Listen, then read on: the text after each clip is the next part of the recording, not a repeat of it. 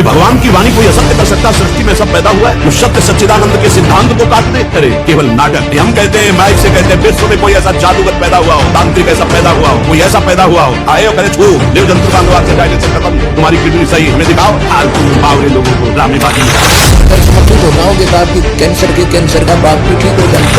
Report साथ में है, किडनी और मेरी ये लीवर बिल्कुल खत्म हो चुका था और ये रिपोर्ट देख लो। परमात्मा ने आशीर्वाद देते ही वहीं से 3 दिन के अंदर रिपोर्ट मेरी ऐसे बदल दी पीजीआई रोहतक में, जैसे आप अपनी आंखों से देखें।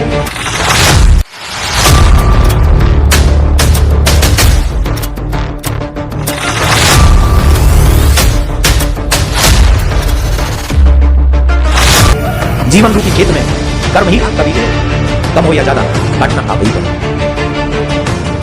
आपके किए हुए कर्म से आपको कोई बचा नहीं सकता। वो ब्रह्म संग्रह है, वो घोर पाप का भी नाश कर देता है। घोर पाप के और जो कुछ भी करता हूँ या करूँ उसको भी पाप नाश कर देता है। और ये कहते हैं पाप नाश भगवान। प्रेमानंद जी महाराज की खुली चुनौती, पूरे विश्व को किया चैलेंज। कहा, दुनिया में कोई ऐसी शक्ति नहीं जो कर्मों के लेख को मिटा दे। अगर कोई ऐसी शक्ति है दुनिया में, आए और हमारी किडनी ठीक करे। कुल मिलाकर प्रेमानंद जी महाराज का कहना है कि कर्मों का फल तो भोगने से ही समाप्त होगा। दूसरी तरफ देवकीनंदन ठाकुर जी का भी यही कहना है कि कर्मों का फल तो भोगना ही पड़ेगा।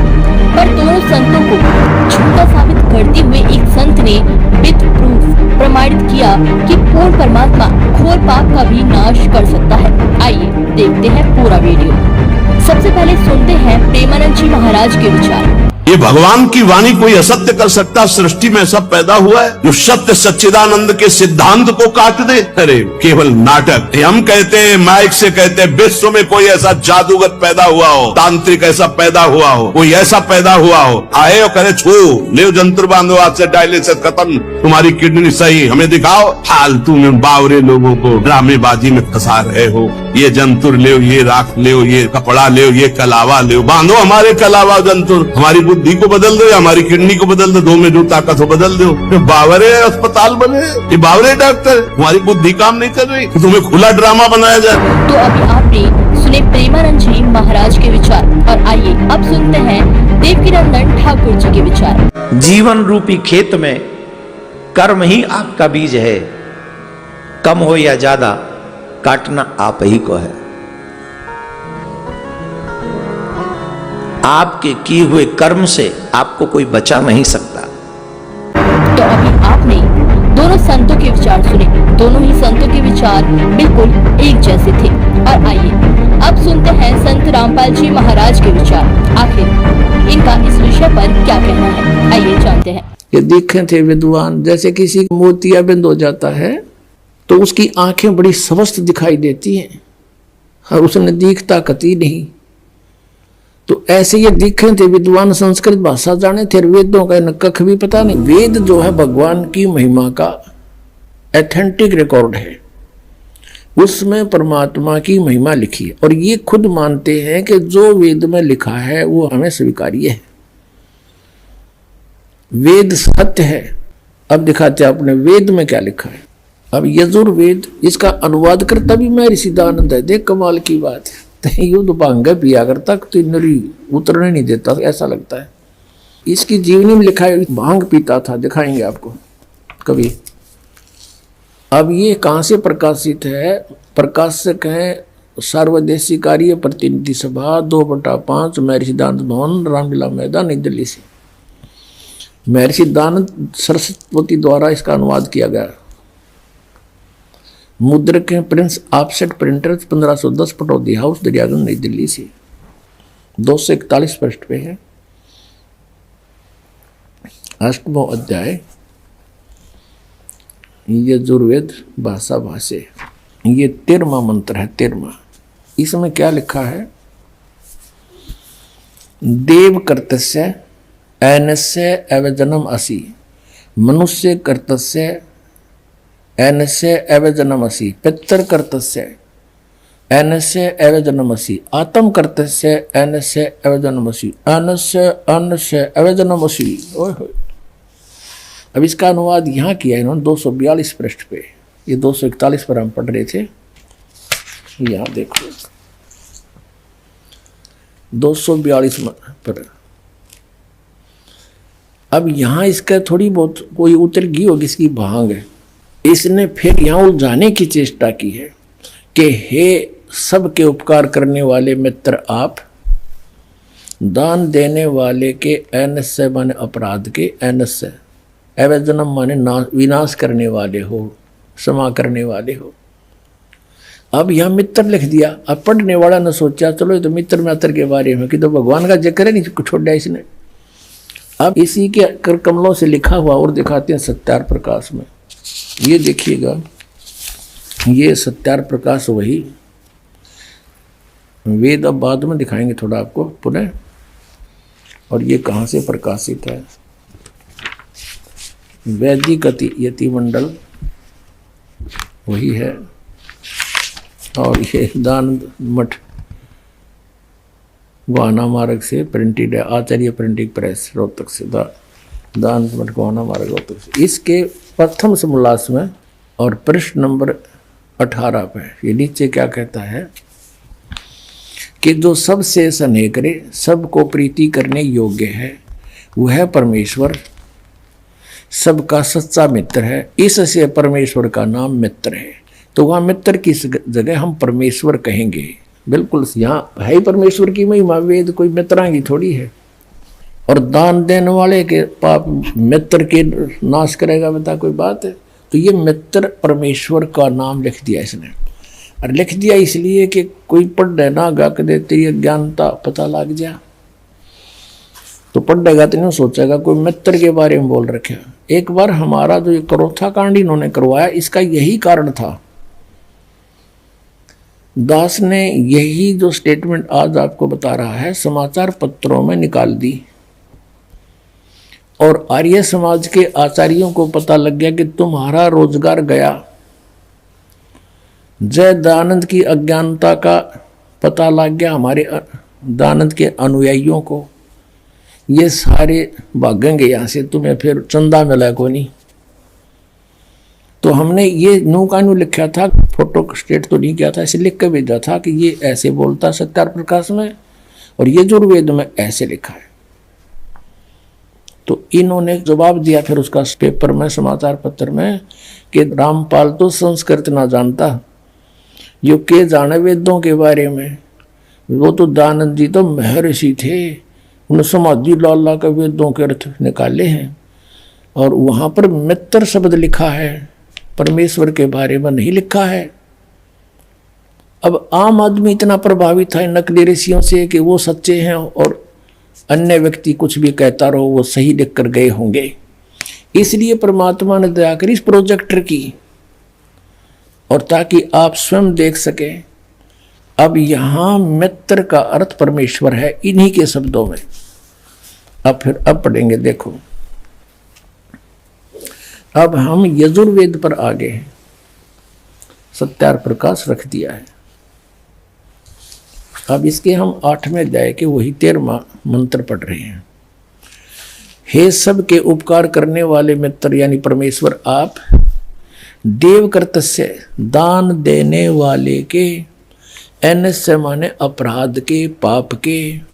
एनस्य माने अपराध कहो चाहे पाप को, इसी के शब्दों में एनस्य माने पाप के, दूर करने वाले हो, नाश करने वाले हो, छुड़वाने वाले हो, क्षमा करने वाले हो, कुछ भी बोलो इन शब्दों को। एनस्य माने पाप के, एनस्य माने अपराध कहो चाहे पाप को, नाश करने वाले हो, दान देने वाले के। और मनुष्य कर्तस्य साधारण मनुष्य के किए हुए, एनस्य माने अपराध यानी पाप के विनाश करने वाले हो। और पितृ कर्तस्य पिता के किए हुए, एनस्य माने विरोधाचरण के, नहीं पाप के लिखना चाहिए इसलिए। अच्छी तरह हरने वाले हो यानी दूर करने वाले हो, अपने किए हुए पाप के दूर करने वाले हो।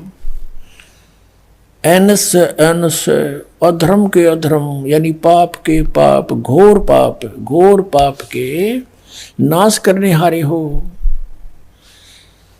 विद्वान यानी जानता हुआ मैं जो कुछ भी अधर्म आचरण किया करता हूँ वह करूँ, अनजान में जो कुछ भी किया करता हूँ वह करूँ, उस सब एनस्य माने पाप के दूर करने वाले हो। युद्ध परमात्मा के तनु का है वेद ज्ञान दाता कि वो परम अक्षर ब्रह्म है, वो घोर पाप का भी नाश कर देता है, घोर पाप के, और जो कुछ भी करता हूँ या करूँ उसको भी पाप नाश कर देता है।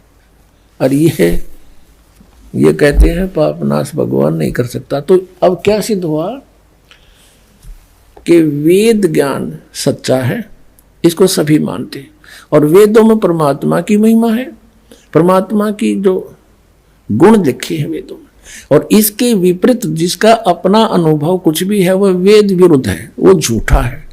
तो सत्यार्थ प्रकाश ये झूठार्थ प्रकाश सिद्ध हो गया, इति सिद्ध। अब पुण्यात्माओं, परमेश्वर स्वयं आते हैं यथार्थ ज्ञान देने के लिए। उस तत्व ज्ञान को, अपनी महिमा को परमात्मा स्वयं ही बताते हैं। और इस काल भगवान ने इन सब की बुद्धि अपने हाथ में ले रखी है। जैसे गीता जी अध्याय नंबर 7 के श्लोक नंबर 8, 9, 10 में कहता है ये कि अर्जुन, बुद्धिमानों की बुद्धि, बलवानों का बल मेरे हाथ में है। अब जैसे जब चाहे इनकी बुद्धि ऑफ कर दूं, जब चाहे इनकी ताकत खत्म कर दूं, जब चाहे दे दूं। जैसे श्री रामचंद्र अर्थात विष्णु जी की पत्नी सीता जी का अपहरण हो गया था, उसमें बुद्धि ऑफ कर दी काल ने श्री रामचंद्र जी की। उसको ये नहीं पता मेरी पत्नी कौन उठा ले गया। और उधर से ऊपर से पार्वती और शिव देख रहे थे। शिव जी ने प्रणाम किया, रामचंद्र जी रो रहे थे, डकरा रहे थे, वृक्षों से लिपट रहे थे। तो पार्वती ने कहा कि आप किसको प्रणाम कर रहे हो? कि सामने भगवान विष्णु को प्रणाम कर रहा हूं। पार्वती जी ने देखा वो तो एक व्यक्ति है, रो रहा है। भगवान कभी रोते हैं? मैं नहीं मानती ये भगवान है, मैं परीक्षा लूंगी इसकी। अब कहने का भाव ये है कि वो कथा अधिक ना बढ़ाएं। पार्वती जी भगवान शिव जी से के समय तक बोली कि नहीं, सामने कहने लगी मैं नहीं परीक्षा लूंगी, लेकिन थोड़ा सा भी आंख में चुन्नी होती, वो सीता रूप बना के पहुंच गई, रामचंद्र जी के सामने खड़ी होगी। श्री रामचंद्र जी ने देखते ही बता दिया कि हे दक्ष पुत्री, यहाँ कैसे आई? भगवान शिव को कहाँ छोड़ आई? वो शर्मिंदा होगी, ओहो सचमुच आप तो भगवान हो, आपने मुझे पहचान लिया। अब वहाँ उसने रिमोट ऑन कर दी उसकी बुद्धि काल ने, वहाँ तो उसको तो पहचान लिया कि तू सीता नहीं पार्वती है। और अपनी पत्नी का पता नहीं उसने कौन उठा ले गया। फिर उसकी खोज करी, जैसे किसी की गाय गुम हो जा, कोई इधर जा रहा है, कोई उधर जा रहा है। फिर किसी ने बता दी, राउंड उठा ले गया, जब जाकर वहाँ ढूंढी। जैसे अर्जुन जब श्री कृष्ण जी के पैर में विषाक्त तीर मार दिया, श्री कृष्ण जी अंतिम सांस गिने थे और पूरा यादवकुल आपस में लड़कर मर गया दुर्वासा जी के श्रापवश। श्री कृष्ण जी दुर्वासा के श्राप का भी नाश नहीं कर सका।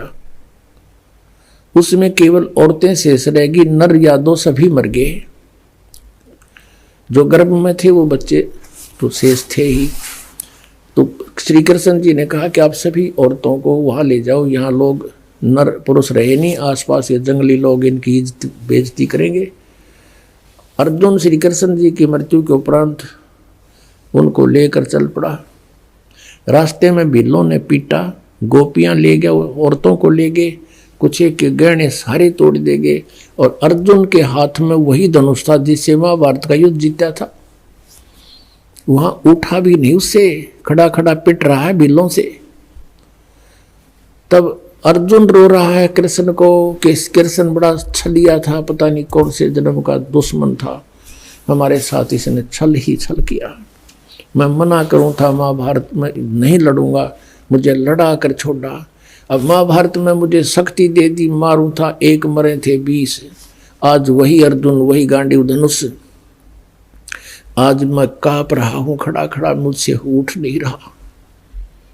अब परमात्मा कहते हैं तुमने मूल का पता नहीं, विघ्न की जड़ कौन है?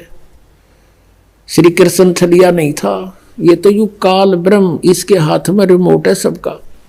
तो यहाँ परमात्मा कहते हैं ये जितने भी ऋषि महर्षि ये वर्तमान के मंडलेश्वर पाकरे और सतलोक की महिमा गावे, इनकी बुद्धि ऑफ कर रखी सबने काल भगवान ने। अब ये देखे ऋषि वेद बताते हैं भगवान घोर पाप भी काट दे, दान करने से पाप कटे, और प्रतिदिन के करे हुए कर्मों का भी डेली नाश होता है इस भक्ति के करने से। जैसे साबुन कपड़े का मैल लग गया, साबुन लाया साफ हो गया। हम डेली सत भक्ति करते हैं, इससे जो अनजाने के कर्म होते हैं वो भी पाप नाश होते हैं हमारे, और प्रारब्ध तो होने होने हैं। इसके लिए परमात्मा कहते हैं मोती मुक्ता दर्शत नाही, ये जग है सब अंदरे, दिखत के तो नैन चश्म इनका फिरा मोतिया बंदरे। अब क्या बताते हैं कि मोती मुक्ता दर्शत नाही, ये जग है सब अंदरे, और दिखत के तो नैन चश्म इनका फिरा मोतिया बंदरे। ये दिखे थे विद्वान, जैसे किसी मोतिया बंद हो जाता है तो उसकी आंखें बड़ी स्वस्थ दिखाई देती हैं और उसने दिखता कती नहीं। तो ऐसे ये दिखे थे विद्वान, संस्कृत भाषा जाने थे, वेदों का कख भी पता नहीं। रिपोर्ट साथ में है, किडनी और मेरी ये लीवर बिल्कुल खत्म हो चुका था, और ये रिपोर्ट देख लो। परमात्मा ने आशीर्वाद देते ही वहीं से 3 दिन के अंदर रिपोर्ट मेरी ऐसे बदल दी पीजीआई रोहतक में, जैसे आप अपनी आंखों से देखो।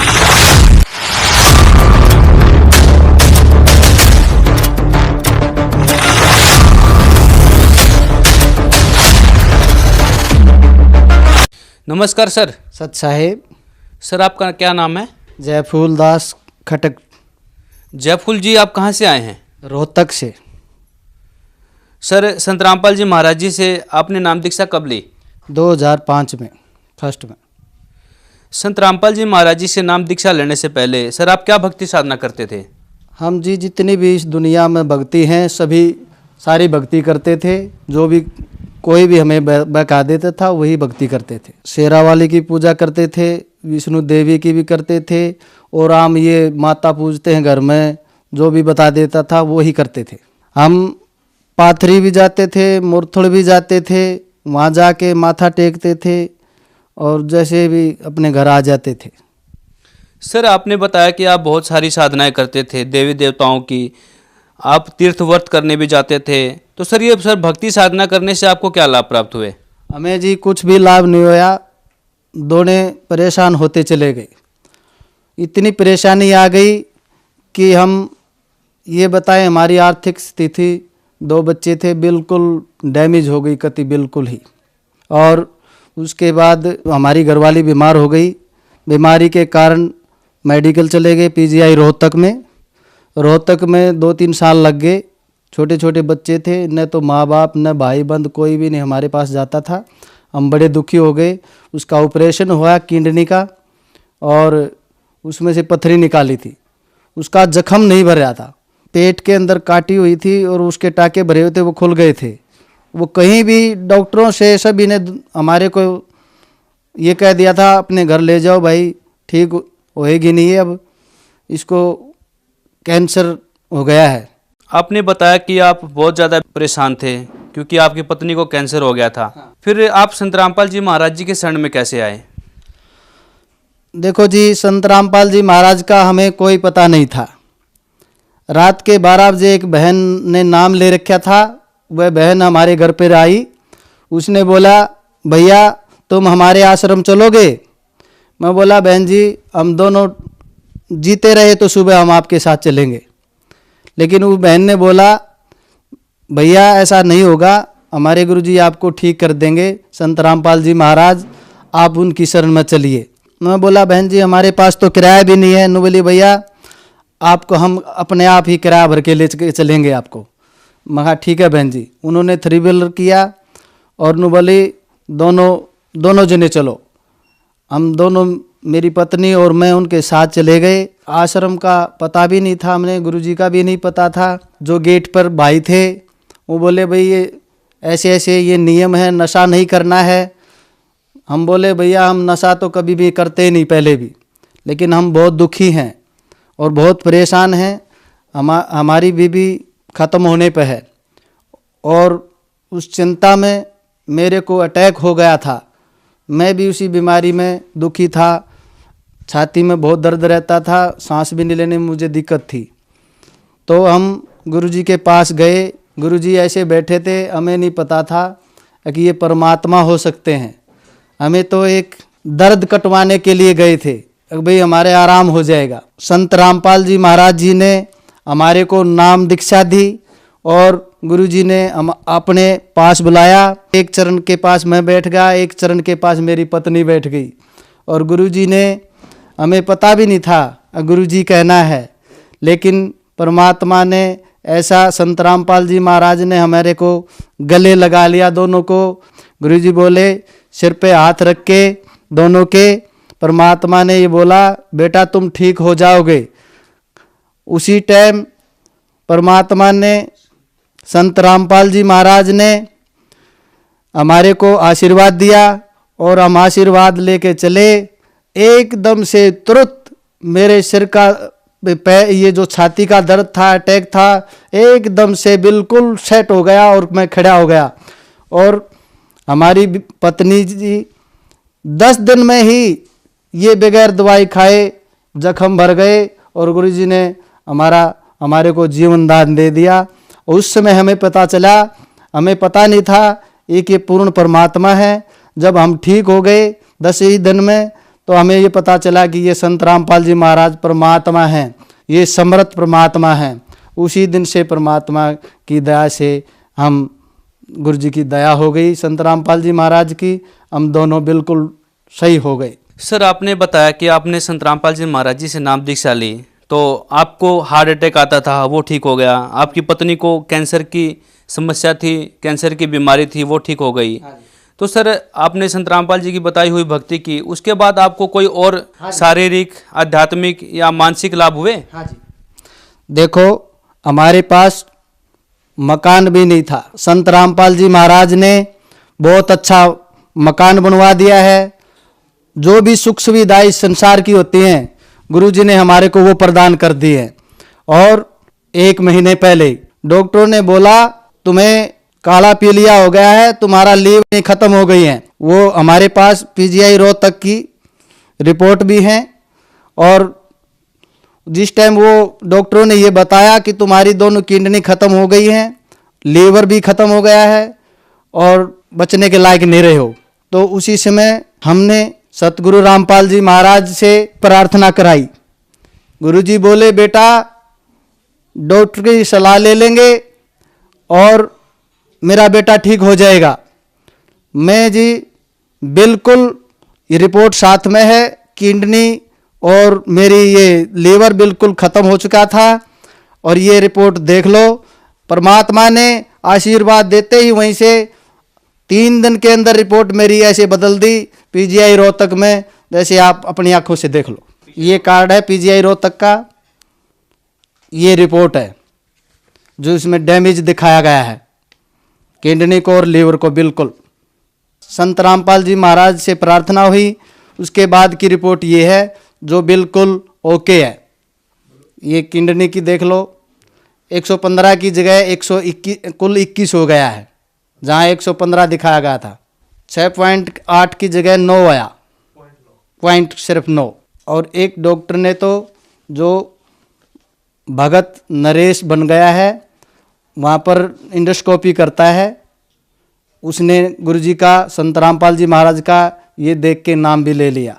सर आपसे एक बात हम और जानना चाहेंगे कि आपने बताया कि आपको किडनी की समस्या थी, आपका लीवर और आपकी किडनी बिल्कुल डैमेज हो चुकी थी, लेकिन जब संत रामपाल जी महाराज जी से आपने प्रार्थना की, आपका लीवर और किडनी ठीक हो गया है। तो सर आज का विज्ञान का समय है और जो बीमारी आपकी दवाइयों से ठीक नहीं हो रही थी, वो संत रामपाल जी महाराज जी के मात्र आशीर्वाद से और उनकी बताई हुई भक्ति करने से ठीक हो जाती है। तो सर कैसे संभव है? संत रामपाल जी महाराज शास्त्र अनुकूल भक्ति देते हैं। शास्त्रों में लिखा है जो वो परमात्मा जगत गुरु होगा, अगर किसी की मृत्यु हो जाती है तो उसकी मृत्यु को भी बढ़ा देते हैं, उसकी आयु को बढ़ा देते हैं। और वो जगत गुरु संत रामपाल जी महाराज की कृपा से हमें भी जीवन दान मिल गया है। इस बच्चे को संत रामपाल जी महाराज ने जीवन दान दिया है। इसके ऊपर 1.5 क्विंटल का 1 क्विंटल 56 किलो का गेट मैंने बनवा रखा है। उसको पेंट करके फर्श पे रखा हुआ था, सीधा खड़ा हुआ था और ये बच्चा वहाँ चला गया। उसके ऊपर इसकी मम्मी ने कोई बलियान इसका सुखा रखा था, वो उतारने लगा तो वो गेट ऐसे की ऐसे इसके ऊपर आ गया। और बच्चा कहता है, पापा जी मेरे ऊपर जब गेट पड़ने लगा मैंने गुरुजी देख गए और मैं सतनाम का जाप करने लग गया। मेरे ऊपर गेट आया और मेरे सिर के नीचे तकिया लगा दिया। संत रामपाल जी महाराज ने दामोदर सेठ की तरह मेरा जहाज डूबता हुआ बचा लिया, क्योंकि मैं साकटों के बीच में रहता हूँ। अगर जो 1.5 क्विंटल का गेट बड़ा आदमी के ऊपर भी गिर जाए तो वो भी ख़त्म हो जाए, काट दे वो। और इस बच्चे के सिर्फ थोड़ा हा इतना ही कट लगा था और परमात्मा की दया से सिर के मंडासा मार के अपने आप मोटरसाइकिल पर बैठा। उसकी मम्मी रो रही थी। उसकी मम्मी बोली, बेटा क्या होगा? न बोला, तुमने ऐसे ही गुरुजी से, परमात्मा पे, संत रामपाल महाराज पे आज तक यही शिक्षा दी है गुरुजी ने, इतना ही विश्वास है, मेरे को विश्वास है, दृढ़ है। और मोटरसाइकिल पर अपने आप बैठ के मेडिकल रोहतक सिविल हॉस्पिटल में ले गए और वहाँ तक बच्चा बोल रहा था, पापा गुरुजी साथ थे, मुझे सतनाम का जाप कर रहा था मैं, और वहाँ जाने के बाद मुझे पता नहीं, बेहोश हो गया। नमस्कार जी। नमस्कार सर। क्या नाम है आपका? धीरज कटकदास। धीरज जी, अभी आपके पिताजी ने बताया कि आपके ऊपर एक 2.5 क्विंटल का गेट गिर गया था और फिर आपने संत रामपाल जी महाराज जी को याद किया तो आप बच गए। सर, हम आपसे जानना चाहेंगे कैसे हुआ था ये, क्या वाकया था? मैं सुबह स्कूल जा रहा था तो सुबह 6 बजे नहा के मैं गेट से बलियान उतारने लगा तो गेट ऊपर पड़ गया, नीचे फर्श था। गेट ऊपर पड़ा जैसे ही तो मैंने सतनाम का सुमन चालू कर दिया और गुरुजी ने मेरे सिर के नीचे तकिया लगा दिया। साइड में 50 किलो गेहूँ रखे थे, गेट की धलक में वो भी उठकर गेट के ऊपर गिर गई और गेट गिरते ही मैंने रुका मारा, मम्मी आगे मेरे ऊपर गेट गिर गया। फिर मम्मी आई, मम्मी ने गेट उठाया तो मैं तुरंत निकल गया और बाहर खड़ा हुआ। फिर बेबे ने बताया कि इसके मम्मी इसको सर में खून आ गए, तो मैंने हाथ लगाया तो यहीं से बीच रहे थे और सिर यहाँ से फटा था तो खून काफ़ी निकल गया था। लेकिन फिर मेरे चाचा बाहर आए तो मोटरसाइकिल पर फिर हॉस्पिटल में ले गए तो जाते ही 9 टाके आ गए और संत रामपाल जी महाराज जी की कृपा से मैं बच गया। 9 टाके आए तो तब मेरे को कुछ भी दर्द नहीं हुआ। गुरुजी की कृपा हुई, संत रामपाल जी महाराज ने मेरे को दर्द भी नहीं होने दिया और अब मैं बिल्कुल ठीक हूँ। हाँ तो सर जी, ये मेरी पत्नी है जिसके कैंसर बताई थी डॉक्टर ने, यहाँ से लेकर यहाँ तक खोल रखी थी। किडनी का पत्थरी का ऑपरेशन किया था और यहाँ से यहाँ तक खोल दिया था, लेकिन वो टाके सीलते हैं ऐसे सीला तो वो टाके बंद नहीं हो रहे थे, खुद जब दोनों खुलते चले गए थे, इससे उन टाकों में पस बन के कैंसर हो गया था। और गुरुजी ने आशीर्वाद से ही, परमात्मा संत रामपाल जी महाराज ने, बिल्कुल कोई दवाई नहीं ली, आशीर्वाद से ही बिल्कुल स्वस्थ है। नमस्कार जी। सच्चाई भाई जी। बहन जी, आपका क्या नाम है? पूजा जी। आप कहाँ से आए हैं? रोहतक से आया जी। बहन जी, अभी आपके पति ने बताया आपके पेट में पथरी बन गई थी और डॉक्टरों ने उसे कैंसर डिक्लेयर कर दिया था, तो संत रामपाल जी महाराज जी के शरण में जब आए, नाम दीक्षा ली, तो आपको कुछ राहत मिली? मेरे जो पति बता रहे वो सच बता रहे, वो सच्चाई है। वो हमारे मैं का जो बता रहे हैं वो सच्चाई है, सब बीती हुई है। हम 5 साल तक पीजीआई मेडिकल में पड़े रहे थे, किसी माँ बाप भाई भावज किसी ने भी हमारा पता नहीं लिया था। एक संत रामपाल जी महाराज की ऐसी मेहर हुई है जो कि हम परमात्मा संत रामपाल जी महाराज ने हमारे को जीवन दान भी दिया है। आपने संत रामपाल जी महाराज जी से नाम दीक्षा कब ली? 2005 में ली थी जी। संत रामपाल जी महाराज से जुड़ने से पहले आप क्या भक्ति करते थे? हम इतनी सारी भक्ति करते करते, जैसे सोमवार का व्रत रखती थी, मंगलवार का, वीरवार का, सभी व्रत करती थी। हफ्ते में बहुत ज़्यादा व्रत करती थी और इतनी भक्ति करते करते भी हमारे को कोई लाभ नहीं हो रहा था। लाभ की बजाय हमारे को कैंसर और हो गया था। आपने बताया कि आप बहुत सारी भक्ति करते थे, व्रत करते थे, फिर भी उसके बावजूद भी आपको कैंसर की बीमारी लग गई थी। लेकिन आज भी कुछ बहनें ऐसी हैं जो बहुत सारे ऐसे व्रत करती हैं, आप उन्हें क्या संदेश देना चाहेंगे? हम उनको यही संदेश देना चाहेंगे, बहन भक्ति करो तो संत रामपाल जी महाराज की करो, बाकी अपना व्रत पूजा में कुछ नहीं रखा है। ये जीवन अपना खराब हो रहा है। ये संत रामपाल जी महाराज आए, ये अपनी भक्ति मुक्ति भी करते हैं अपने बच्चों की, जो इनकी शरण में रहेगा उसको पूरा लाभ देते हैं परमात्मा, और जिसकी मृत्यु होती है उसको भगवान जीवन दान देते हैं। और हम सच्चाई बता रहे हैं, अगर आपका यकीन नहीं आता हो तो हम अपना कमीज उठा कर भी दिखा देंगे, हम सारे कटे पड़े हैं। हम इतनी भक्ति करते थे तब भी हमारे को सुख नहीं हुआ था। संत रामपाल जी महाराज की शरण में आने के बाद सतगुरु रामपाल जी महाराज ने इतना सुख दिया है। पहले सुख तो मेरे जीवन का है, जो कि माँ आज आप लोगों के सामने खड़ी हूँ। हम बिल्कुल स्वस्थ हैं, और मेरा एक छोटा बेटा भी हुआ है। संत रामपाल जी महाराज की शरण में आने के बाद 9वां महीना मेरे को लगा था, तभी मेरे को मेडिकल वालों ने जवाब दे दिया था, आपको जीना चाहो तो आप एडमिट हो पीजीआई में, और नहीं जीना चाहो तो आप घर पर रहना। हमने कहा हम पूर्ण संत की शरण में गए हुए हैं, तब हमारी कैंसर ठीक कर दी है भगवान जी ने, तो परमात्मा ही करेगा जो कुछ करेगा, हम मरे या जिए, लेकिन हम मेडिकल तक नहीं जाएंगे। और संत रामपाल जी महाराज से एक बार हमने जाने के बाद प्रार्थना ही की थी। गुरुजी ने बोला, बेटा ठीक है, आप घर पर ही डिलीवरी होगी, आप बिल्कुल टेंशन नहीं लेना बेटा, आप भक्ति करो गुरुजी की। संत रामपाल जी महाराज ने बोला था कि आप कबीर परमात्मा की भक्ति करते हो बेटा, आपने किसी चीज़ की टेंशन नहीं है। हमने बोल दिया था ठीक है गुरुजी, आपकी जो आज्ञा परमात्मा हम मानेंगे। और मेरा बेटा हुआ था, 10 मिनट में ही उनकी डिलीवरी होली थी, और हमारे को दर्द पीड़ की बिल्कुल भी सहन मतलब बिल्कुल नहीं हो रहा था। हम बिल्कुल आज तक भी संत रामपाल जी महाराज की शरण में बिल्कुल स्वस्थ है। आज मेरा बेटा भी 11 साल का हो चुका है। और जी हम सबसे पहले तो हम हरियाणा वाला से हाथ जोड़कर प्रार्थना करते हैं, माता और बहनों और भाइयों, संत रामपाल जी महाराज कोई आम संत नहीं है, ये सतलोक के भगवान आए हुए हैं, और आप भी आओ, अपना परमात्मा से मुक्ति और लाभ लो भगवान से। जो परमात्मा सुख देते हैं ना, वो कहीं सुख नहीं मिलते हैं, और आप भी आओ और अपना कल्याण करवाओ। धन्यवाद जी। सत साहेब जी। सर, संत रामपाल जी महाराज जी से नाम दीक्षा कैसे ले सकते हैं? संत रामपाल जी महाराज से दीक्षा लेने के लिए बहुत से चैनलों पर संत रामपाल जी महाराज का सत्संग आता है, उसमें एक पट्टी चलती है, उसमें वो नंबर होते हैं, उन नंबरों से आप जानकारी ले सकते हैं, उन पे जाके अपना नामदान ले सकते हैं। बहुत बहुत धन्यवाद सर। सत साहेब।